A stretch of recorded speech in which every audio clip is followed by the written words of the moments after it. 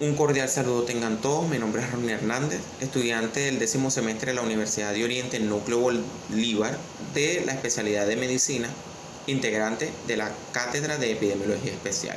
Y vamos a dar inicio con nuestro ciclo de exposición. Y comenzamos con una de las patologías que hoy en día se ha acentuado a nivel mundial, que es el COVID-19. El coronavirus, que es el ente etiológico, es un tipo de virus de la familia ARN con una nucleocápside capaz de producir una enfermedad denominada SARS-CoV, en este caso es el SARS-CoV-2. Caracterizado por dar inicio a una sintomatología o un síndrome, mejor dicho, ocasionar un síndrome respiratorio agudo, el cual que es capaz de ir evolucionando y complicando y comprometiendo así la vida del paciente, originando u ocasionando fallo multiorgánico hasta llegar a la muerte. Esta la podemos clasificar según sus variantes, en una variante alfa, una beta, una gamma y una delta. Siendo la beta la más común. Para el año 2002 se detectó una variante beta originaria también de China que se propagó a nivel mundial. Para el año 2011 se produjo también una variante beta, pero esta originaria o denominada síndrome respiratorio agudo de Oriente Medio, ya que esta se estableció en la parte de Oriente del mundo.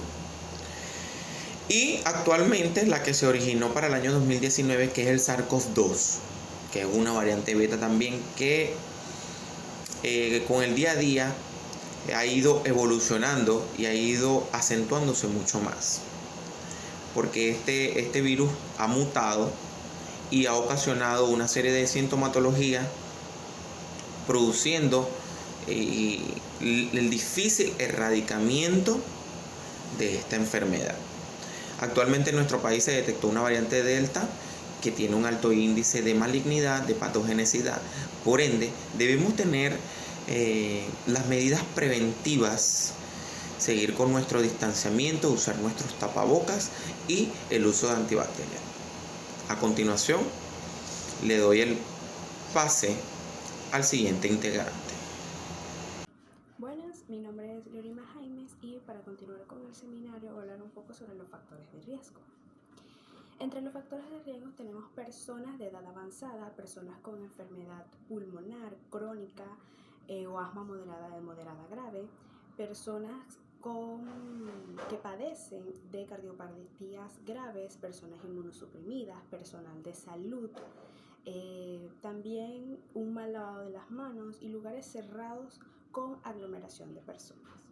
Siguiendo con la caracterización epidemiológica en tiempo, espacio y persona, el 31 de diciembre del 2019, los primeros casos de neumonía detectados en Wuhan son reportados a la OMS. El 7 de enero del 2020, las autoridades chinas confirman que han identificado el virus como un nuevo coronavirus.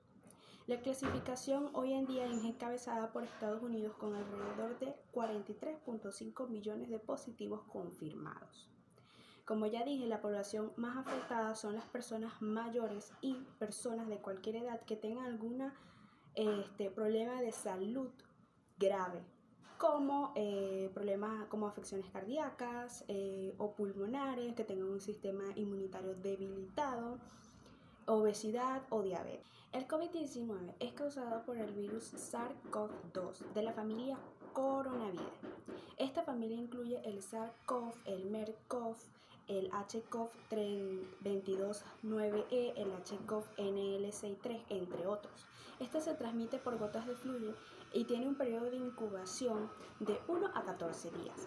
Entre sus síntomas tenemos tos, fiebre, dificultad respiratoria, dolor de cabeza, dolor de garganta, congestión nasal y diarrea. Todo ser humano que no tenga una protección previa puede ser huésped. Hay algunos que están en mayor riesgo de complicaciones que otros, como las personas mayores y personas con condiciones de salud preexistentes, presión alta, condiciones cardíacas, diabetes, personas que cuidan la salud de un paciente infectado, ya sea en el ambiente clínico o en el hogar. El virus se puede transmitir con mayor facilidad en eventos supercontagiadores. Estos son aquellos donde se reúnen muchas personas en sitios cerrados con mucho ruido y entonces las personas tienen que gritar, por lo que la producción de gotitas de flúor son más grandes, lo que puede contaminar a varias personas a partir de una. Hola, mi nombre es Leani Lezama y yo le voy a continuar hablando referente al coronavirus. Ahora vamos a hablarle de la cadena epidemiológica.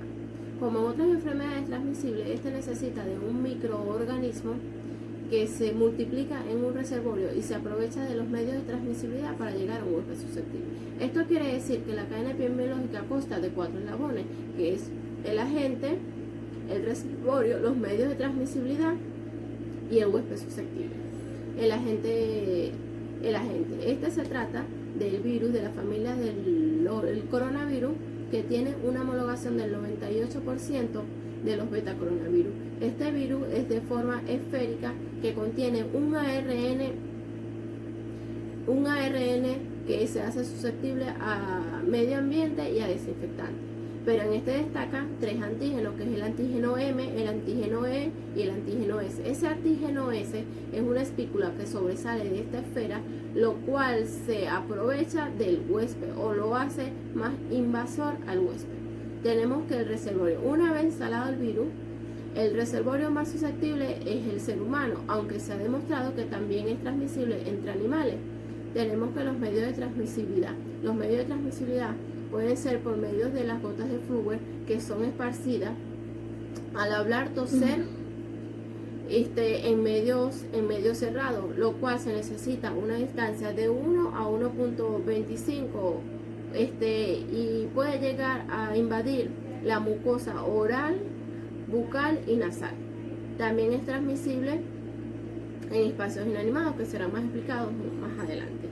Tenemos que el huésped susceptible son aquellas personas que tengan contacto directo con una persona enferma o personas que se mantengan siempre en espacios cerrados.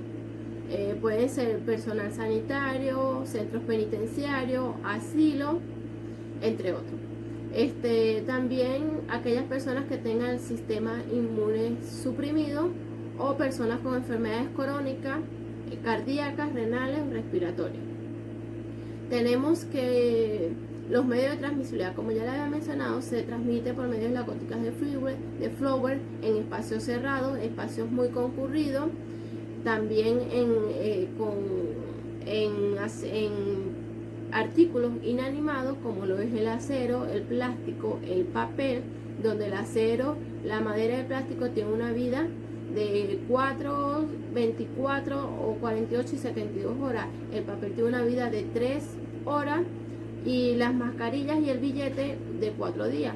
También es transmisible a aquellas personas que estén enfermas y puedan dejar el virus en las sábanas, en las toallas. Por eso se necesita o tener en cuenta el lavado de manos. El lavado de manos es muy frecuente, cada 40, por lo menos por 40 segundos, con jabón, antes de tocarse la nariz, ojo y boca. Y también el uso, muy importante, el uso de mascarilla. También tiene un periodo de incubación de 4 a 11.7 y 12 días. Por eso se recomienda que las personas tengan un aislamiento cuando empiecen a presentar los síntomas o una cuarentena. Muchas gracias. Buenas tardes, mi nombre es Jenfer Jiménez y yo le voy a estar hablando sobre el COVID. ¿Cuáles son los síntomas más comunes del COVID? Entre estos tenemos fiebre, dolor de garganta, pérdida del olfato. ¿Cuáles son los menos comunes, pero que también puede tener un paciente? Dolor muscular, dolor en las articulaciones, enrojecimiento de la piel. En los casos más graves o los síntomas más graves vamos a encontrar dolor en el pecho, disnea. Estos pacientes les vamos a realizar 2 pruebas, la PCR y el test rápido de antígeno. En el caso del tratamiento, para estos pacientes con COVID va a depender de la gravedad del paciente, ya que hay casos donde se aplicarán tratamiento sintomático, es decir, para controlar los síntomas, paracetamol, antialérgico, vitamina, Y en casos de gravedad y que existan las pruebas y los paraclínicos de una neumonía bacteriana, se le aplicarán antibióticos. ¿Cuáles son las medidas preventivas para evitar el contagio de la COVID? Tenemos mantener la distancia social, no asistir a fiestas, no asistir a reuniones sociales, mantener la distancia, el uso del tapaboca de forma obligatoria, el lavado de las manos. Muchísimas gracias por su atención. Mi nombre es Muñoz Carlos, yo le voy a hablar sobre lo que son los programas de prevención a nivel regional, nacional e internacional de lo que es el COVID-19. Desde que la Organización Mundial de la Salud declara la pandemia a nivel mundial, el gobierno se ha puesto en marcha para hacer un plan de trabajo para evitar lo que es el contagio del COVID-19, trabajando junto con lo que es la OMS y el Ministerio de Poder Popular para la Salud para realizar dicho plan. El plan de línea con pautas globales de la Organización Mundial de la Salud tiene 5 componentes, que es el fortalecimiento de la vigilancia epidemiológica y laboratorio, control sanitario, puntos de entrada, implementación del protocolo sanitario y manejo clínico epidemiológico, la comunicación, movilización social, identificación y fortalecimiento de centros centinela. Las medidas preventivas que el gobierno aplica a nivel regional son los problemas, ellos captan los problemas priorizados, que es la captación de sintomáticos respiratorios. Tienen como un objetivo general, que es aumentar la captación de sintomáticos respiratorios, un objetivo específico, que es aumentar lo que es la pesquisa de casos nuevos de COVID mediante la realización de pruebas de PCR, y lo que es la programación de actividades, que esto va enmarcado a lo que es la prevención de la población, la prevención de la población y del personal de salud como tal. El gobierno aplica desde el momento de la pandemia una cuarentena radical, que en estos momentos se utiliza el método 7+7, una semana flexible y otra radical, suspensión de todas las actividades y una suspensión de actividades educativas, que en estos momentos el gobierno llamó el regreso a clases, pero aplicado al método 7+7, que es una semana flexible. Van a acudir los estudiantes en grupos pequeños. El uso obligatorio del tapaboca y la suspensión de vuelos comerciales nacionales e internacionales fueron suspendidos al momento de la pandemia como tal, pero ahorita se volvieron a reactivar los vuelos, pero con métodos de bioseguridad. Y la Organización Mundial de la Salud tiene su planteo a nivel mundial lo que es el lavado de manos para lo que es la prevención, el distanciamiento social, que además de permanecer en casa, sugiere guardar una distancia de al menos 1 metro al encontrarse en establecimientos de venta de alimentos y medicina, y cubrir la cara al toser y estornudar. Y en estos momentos lo que es la vacunación, desde el 30 de agosto Venezuela inicia el plan de vacunación masiva para triplicar los esfuerzos de inmunización en el país, que fueron abocados a los mercados populares, a lo que son los distintos ambulatorios, para aumentar lo que es la inmunización del país. Muchas gracias. Voy a hablar sobre lo que es la tuberculosis pulmonar. La tuberculosis pulmonar es una infección bacteriana contagiosa que compromete los pulmones y que puede propagarse a otros órganos, causada por la bacteria Mycobacterium tuberculosis, la cual es de muy fácil propagación. La misma puede adquirirse por inhalación de gotitas de agua provenientes de la tos o estornudos de la persona contaminada. Al ser de fácil propagación, la persona contaminada puede contagiar con mucha facilidad a la no contaminada a través de lo que ya mencioné, por ejemplo, esa inhalación de las gotitas de agua de la persona contaminada. Las personas con mayor probabilidad de adquirir la enfermedad van a ser aquellas personas mayores, bebés, personas con sistema inmunitario debilitados, por ejemplo, aquellos que tengan o padezcan VIH o SIDA, condiciones de vida insalubres, o un factor muy predisponente y que se ve mucho ahorita en la sociedad, sobre todo quizás en ancianos o bebés, como es la desnutrición. la bacteria Mycobacterium tuberculosis, la primera etapa de la enfermedad la vamos a llamar tuberculosis primaria. Esta puede pasar inactiva muchísimo tiempo en la persona y manifestarse a la larga o a los años en su defecto, lo cual va a traer como consecuencia que la persona en esta primera etapa no se dé cuenta o no sepa que tiene la enfermedad, y al ocurrir la reinfección o darse la segunda etapa de la enfermedad es donde sí tenemos estos factores predisponentes que ya he mencionado. La enfermedad puede llegar a estadios mayores y ocasionar la muerte de las personas. Buenas tardes, mi nombre es Robert Hernández y yo les estaré hablando sobre los factores de riesgo de la tuberculosis. Las personas con mayor riesgo de sufrir tuberculosis son los ancianos, los bebés y aquellas que tienen el sistema inmunológico débil, ya sea por una enfermedad como es el caso del SIDA, o está recibiendo quimioterapia o cualquier medicamento inmunosupresor. No obstante, existen factores de riesgo que favorecen esa adquisición de la infección, como entrar en contacto con personas infectadas, viajar a zonas endémicas, vivir en lugares con un déficit de higiene y salubridad o con hacinamiento de personas, o también ser una persona desnutrida. Hay personas que han sido infectadas por bacterias de tuberculosis recientemente y estas personas son factores de riesgo. Entre estas se incluyen a las siguientes personas: las que están cercanas,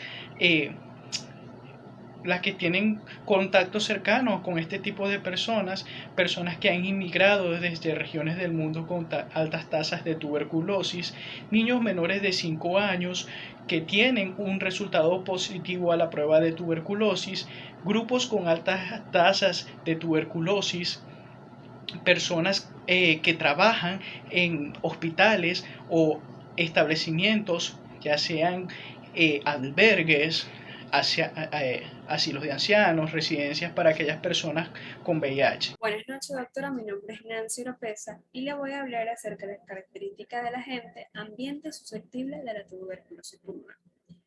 El agente de la tuberculosis pulmonar es conocido como la Mycobacterium tuberculosis. Este es un microorganismo muy resistente al frío, a la congelación y a la desecación. Es muy sensible al calor, a la luz solar y a la luz ultravioleta. Tienen ciertas características que la hace diferente a otras bacterias. En esta tenemos su lenta capacidad de división y la dependencia en el crecimiento de las condiciones locales donde se desarrolla, como es la presencia o ausencia de oxígeno y la dependencia del pH del medio.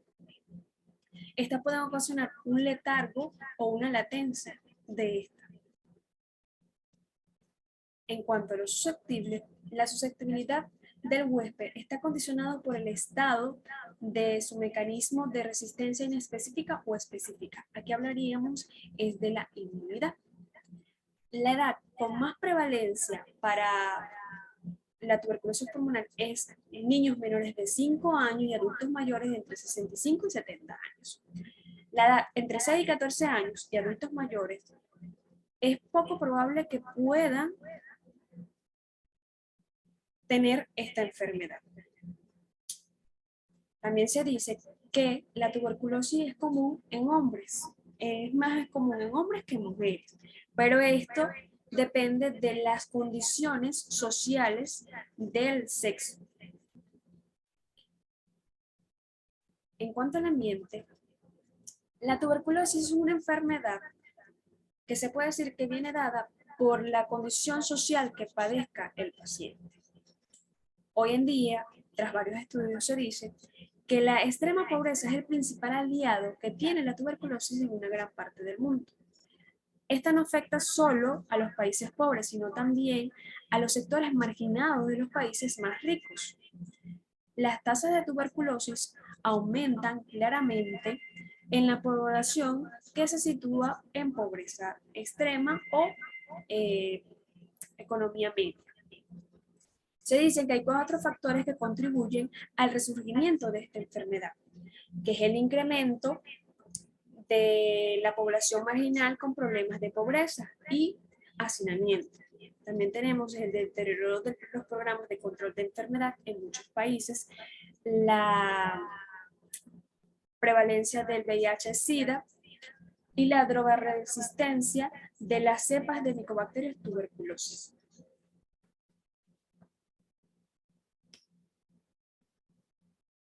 Buenas, mi nombre es Jonathan Mejías.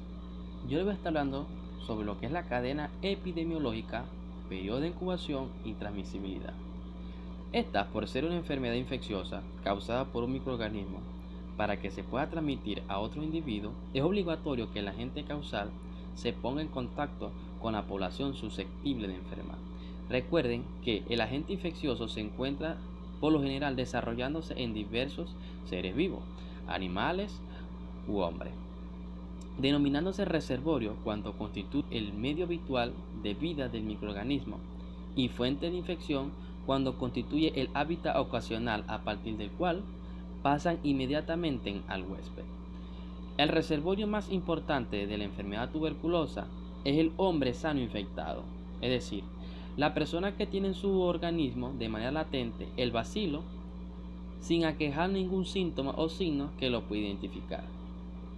Únicamente cuando el hombre sano infectado desarrolla la enfermedad es cuando se convierte en una fuente de infección.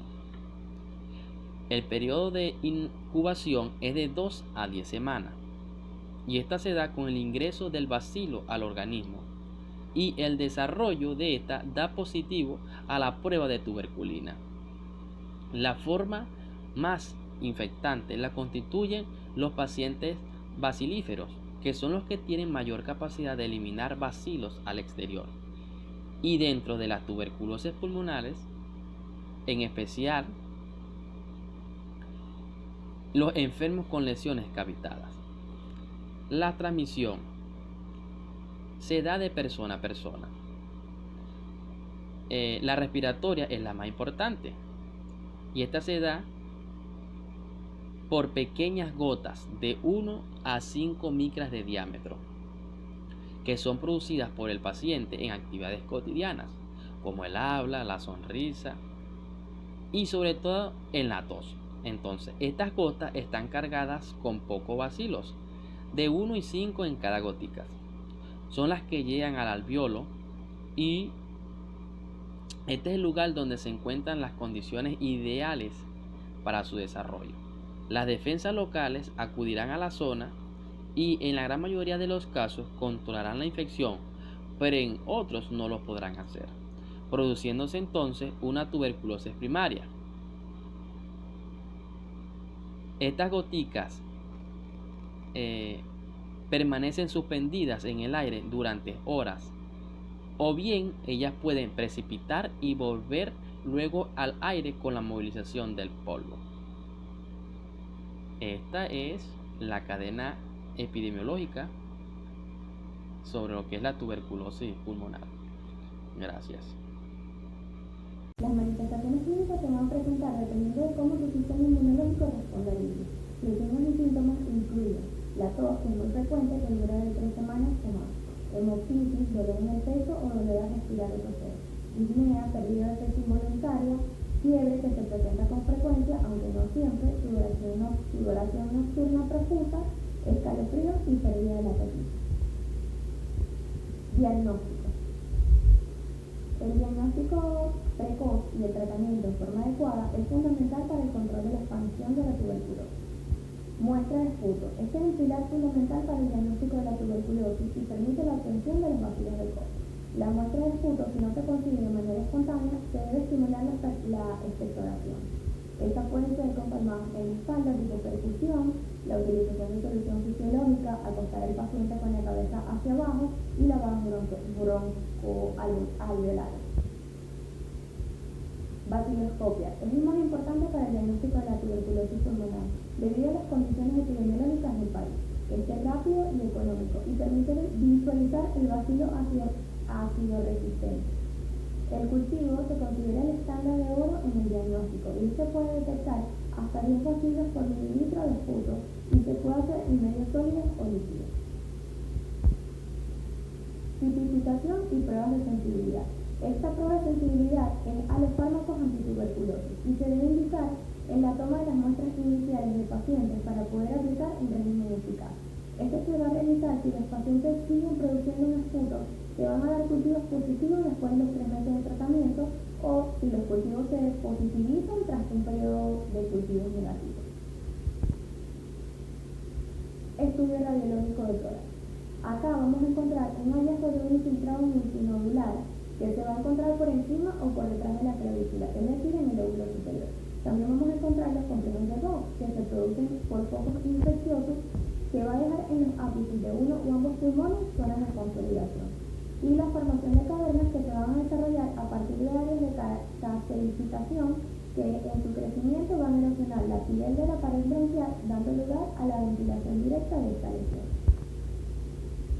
Prueba de la tuberculina. Este es un estudio que se utiliza para conocer si el individuo ha sido infectado por la tuberculosis. Se estudia su respuesta de hipersensibilidad retardada frente a determinados compuestos antigénicos específicos del bacilo. Esta prueba va a presentar bastantes inconvenientes, por lo que se va a recomendar que su dosis sea intradérmica con 2 unidades en 1 mililitro de solución. El sitio de aplicación va a ser en el antebrazo izquierdo y la lectura se va a realizar en el diámetro transverso de la duración de las 72 horas. La reacción inmediata va a consistir en la formación de una ampolla o una roncha bien definida. Tratamiento.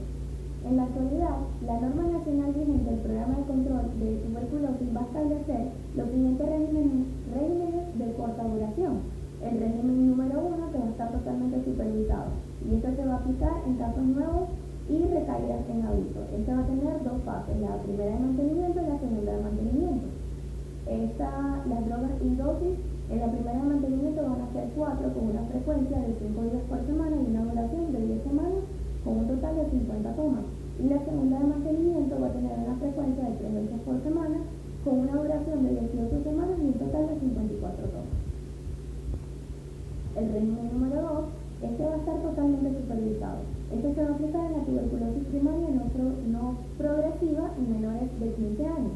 Esta va a tener 2 fases. La primera intermitente, que va a tener una frecuencia de 5 días por semana con una duración de 10 semanas y un total de 50 tomas. Y la segunda de mantenimiento va a ser 3 veces por semana con una duración de 18 semanas y un total de 54 tomas. El régimen número 3 es el del tratamiento y este va a ser de inicio hospitalario y supervisado. Este va a estar indicado en nuestra casa de tratamiento previo en mayores de 15 años. Y este esquema será indicado por los médicos especialistas y los medicamentos van a estar al nivel de se van a recomendar de acuerdo a las coordinaciones regionales. Por lo tanto, el tratamiento ambulatorio del régimen número 3 debe ser estrictamente supervisado y va a tener 2 fases, la primera intensiva y la segunda de mantenimiento. Medidas preventivas. La OMS recomienda ampliar la aplicación del tratamiento preventivo de la tuberculosis entre las poblaciones de mayor riesgo. También va a recomendar integrar los servicios de tratamiento preventivo de la tuberculosis en las actividades actuales de detención de casos de tuberculosis activa. La OMS va a recomendar que se efectúe una prueba cutánea de tuberculina o un análisis de liberación de interferón gamma. Y finalmente va a recomendar opciones nuevas y más cortas de tratamiento preventivo, además de la muy utilizada profilaxis diaria con isoniazida durante 6 meses. Yo les voy a hablar sobre los programas de prevención y control actualizados que se desarrollan a nivel regional, nacional e internacional. En el ámbito regional y nacional tenemos los consultorios populares de tipo 1, 2 y 3 y los centros de diagnóstico integral. En el control tenemos la localización de casos, registro, investigación y tratamiento de contactos, tratamiento supervisado de casos, visitas domiciliarias, vacunación BCG y educación en salud. En la prevención tenemos evitar el contagio mediante la eliminación de fuentes de infección, informar a la población los estilos de vida saludables, vacunar a todo recién nacido, a todo sintomático respiratorio se le deberá registrar como tal y se le realizarán 2 pruebas de esputo para realizar el examen de BK. A todo enfermo y a su familia se le deberá educar sobre las medidas de higiene a seguir en el hogar. A todo paciente con tuberculosis se le debe realizar una prueba de VIH y a todo paciente con serología de VIH positiva se le realizará su prueba de BK para evaluar posible tuberculosis. Todos los casos de tuberculosis deberán ser evaluados de manera individual para poder indicar la conducta a seguir. Todo caso de tuberculosis deberá ser notificado y al terminar el tratamiento se deberá llenar el informe final de tratamiento. En el ámbito internacional, tenemos las recomendaciones según la estrategia fin de la tuberculosis junto a la Asamblea General de las Naciones Unidas sobre la tuberculosis, las cuales son las siguientes: mejorar la detección de casos y la investigación de contactos, expandir la implementación de la nueva tecnología molecular para un diagnóstico rápido, mejorar la atención integrada centrada al paciente, incluyendo las comorbilidades de la tuberculosis, el VIH y la diabetes. Garantizar el abordaje de todas las poblaciones vulnerables mediante la detección de casos y la búsqueda de contactos. Esto incluye población indígena, privados de libertad, habitantes de calle, niños y migrantes. Impulsar mayor investigación operativa a través de redes nacionales de investigación de tuberculosis ya existentes y apoyar la creación de nuevas redes nacionales. Y por último, mejorar los sistemas y análisis de información relacionados con la tuberculosis.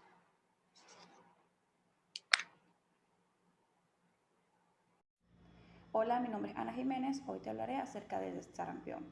Su definición es que es una enfermedad de origen viral altamente contagiosa y que tiene como origen virus ARN, que tiene manifestaciones de tipo respiratoria, es decir, una manifestación y un exantema generalizado que generalmente afecta a la población preescolar y escolar.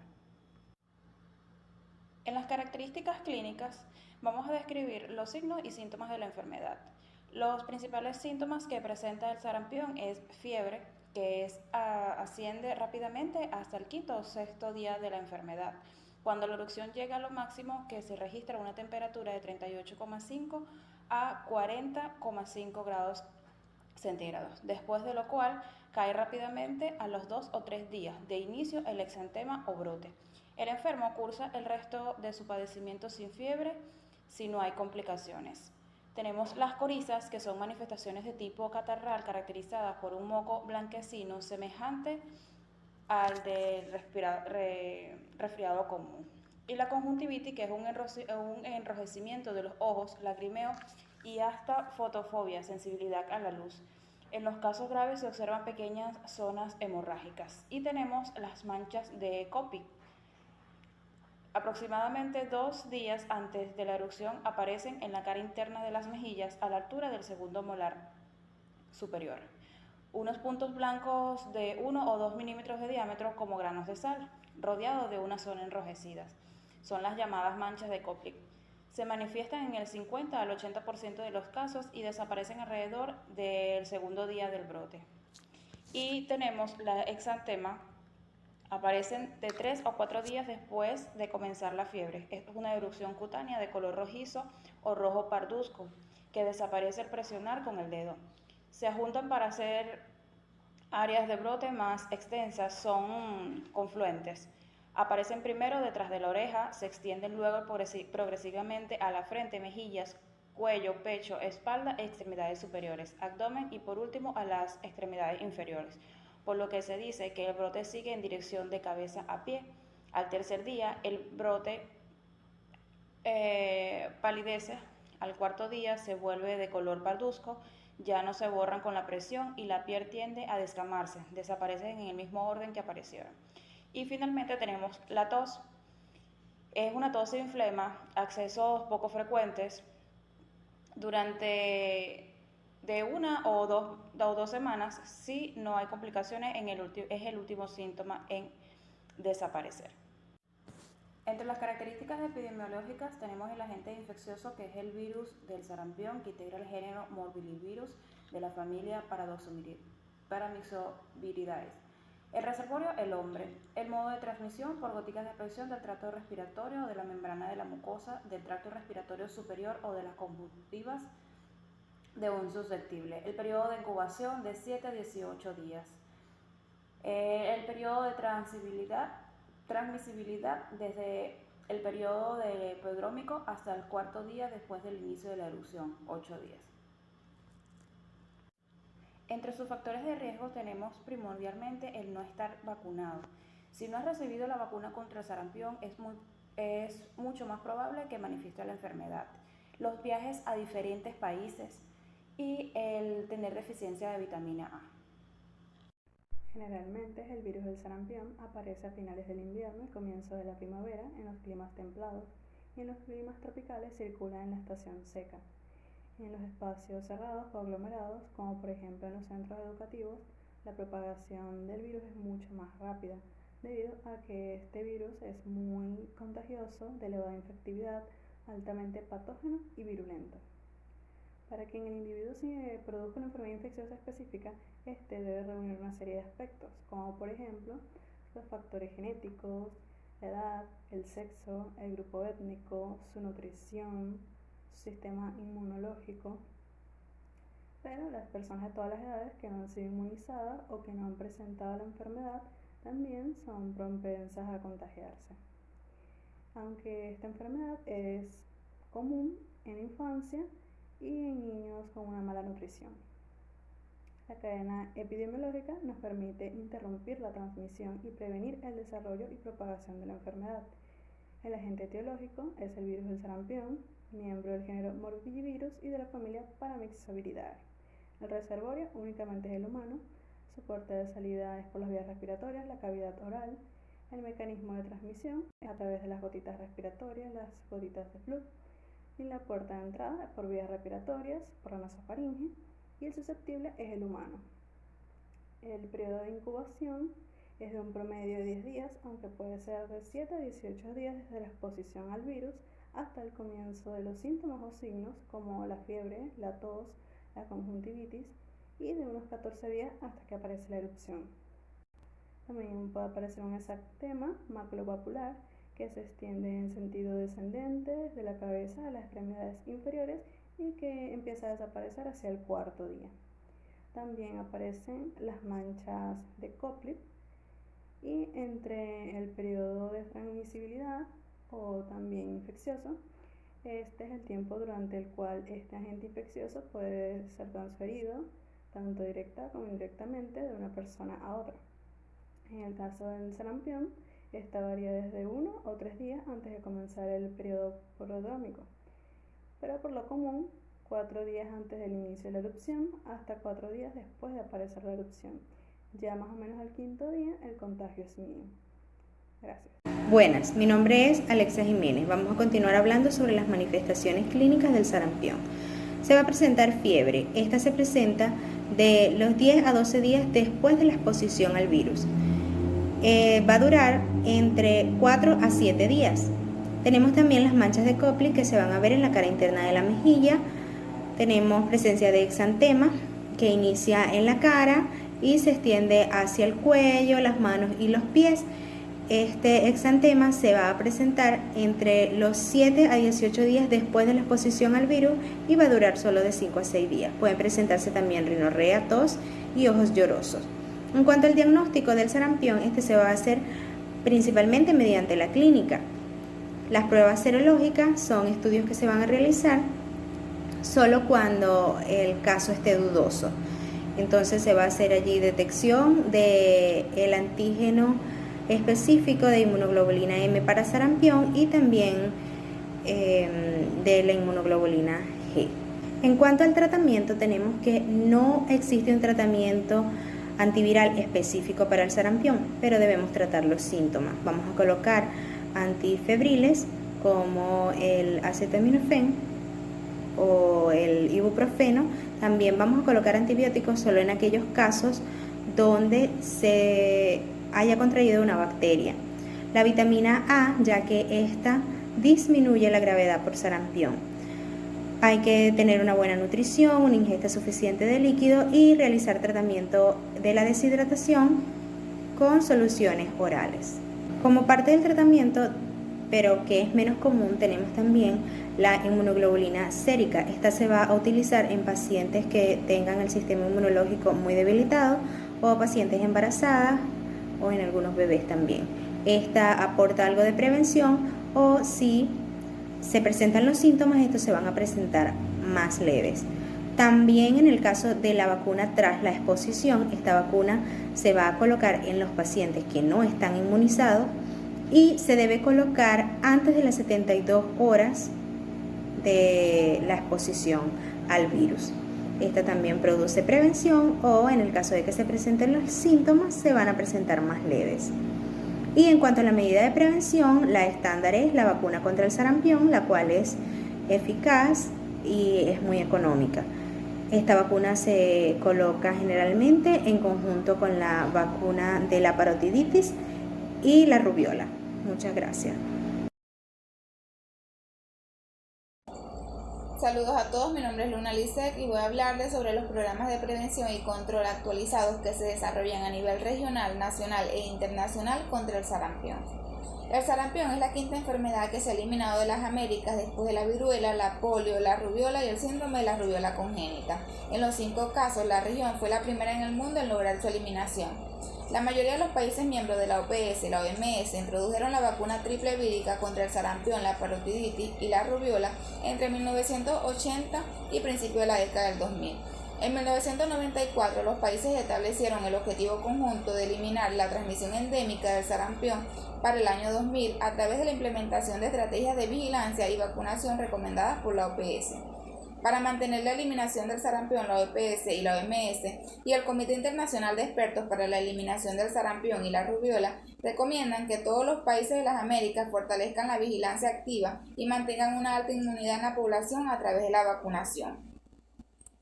Por lo que en la actualidad la vacunación sistemática de los niños contra el sarampión, combinada con campañas de inmunización masiva en países con elevada incidencia y mortalidad, son estrategias de salud pública fundamentales para reducir la mortalidad mundial por sarampión. La vacuna contra el sarampión, que se viene utilizando desde hace más de 50 años, es segura, eficaz y barata. Los programas de control del sarampión en situaciones de emergencia tienen 2 componentes principales: la prevención de la enfermedad mediante la vacunación ordinaria y el control de los brotes, los cuales representan una falla importante del sistema de atención de salud.